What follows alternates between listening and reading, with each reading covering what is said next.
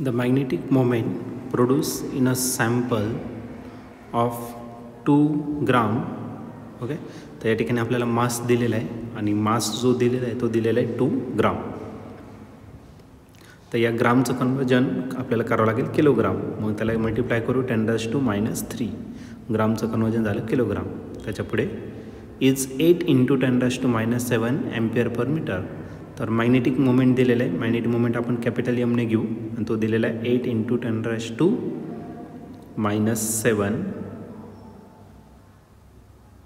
10⁻7 ampere per metre square. Ampere per metre square. त्याच्या पुढे if the density is 4 gram per centimetre cube. Density दिलेली आहे. Density रोने represent करू आणि तो दिलेला आहे 4 ग्राम पर cc म्हणजे सेंटीमीटर क्यूब. आता एक काम करा, या ग्रामचं कन्वर्जन किलोग्राममध्ये करा. मग 4 × 10⁻³ किती होणार -3. 4 × 10⁻³ आणि या सेंटीमीटरचं कन्वर्जन मीटरमध्ये करायचं 10⁻², पण त्याचा क्यूब करावा लागेल कारण सेंटीमीटरचा क्यूब आहे. मग याचं झालं unit kg per metre cube. आता याला जर सिम्प्लिफाईड केलं तर rho is equal to 4 × 10⁻³ as it is. -2चा जो स्क्वेअर आहे त्याचं किती होणार -6 होणार. मल्टिप्लिकेशन दोघांचं आणि हा -6 वरती गेला तर +6.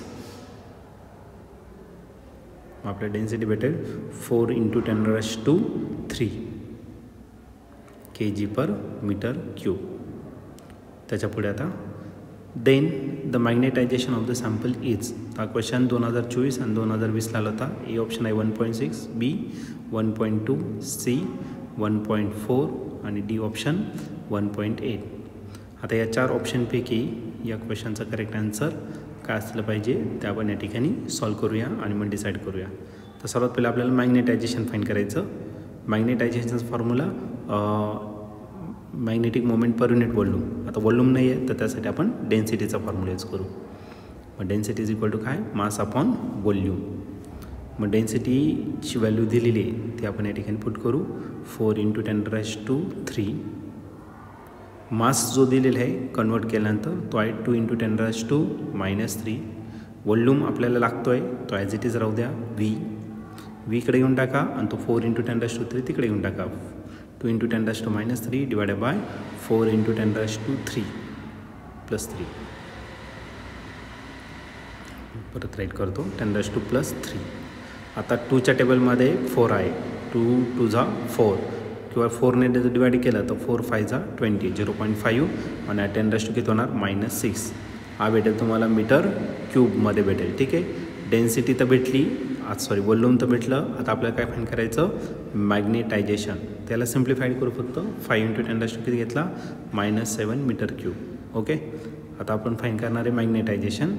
मॅग्नेटायझेशन जर घेतलं तर याचा फॉर्म्युला असतो magnetic moment per unit volume. Magnetic moment आपण एमने रिप्रेझेंट करणार, वॉल्यूम व्हीने रिप्रेझेंट करणार. ओके, मग आता आपल्याला मॅग्नेटायझेशन फाईंड करायचं आहे. मॅग्नेटिक मोमेंट जो दिलेला आहे तो आहे 8 × 10⁻7 आणि वॉल्यूम आपण फाईंड केलेला आहे तो फक्त या ठिकाणी आपण काय करणार आहे पुट करू. ठीक आहे, फक्त मॅग्नेटायझेशन आपण कॅपिटल एमने घेऊन टाकू कारण की कॅपिटल एम आपण या ठिकाणी राईट केलेलं आहे. ठीक आहे, मग magnetisation MZ is equal to magnetic moment किती आहे 8 × 10⁻7 आणि जो वॉल्यूम आहे तो किती येतं 5 × 10⁻7 5 × 10⁻7 10⁻7 जो आहे तो या ठिकाणी कट करून टाकू आपण त्याला. मग 10⁻7 कॅन्सल झाला. मग आपलं जे मॅग्नेटायझेशन आहे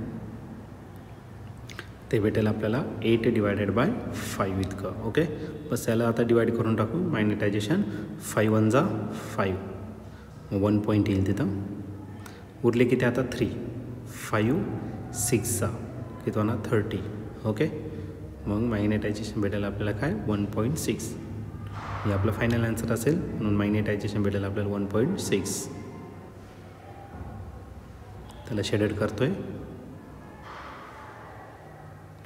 मग या ठिकाणी तुम्ही ऑप्शन जर बघितलं तर ऑप्शन नंबर ए जो आहे तो या ठिकाणी आपला करेक्टली मॅच झालेला आहे. म्हणून या क्वेश्चनचा ऑप्शन ए राहील. आन्सर ऑप्शन ए राहील.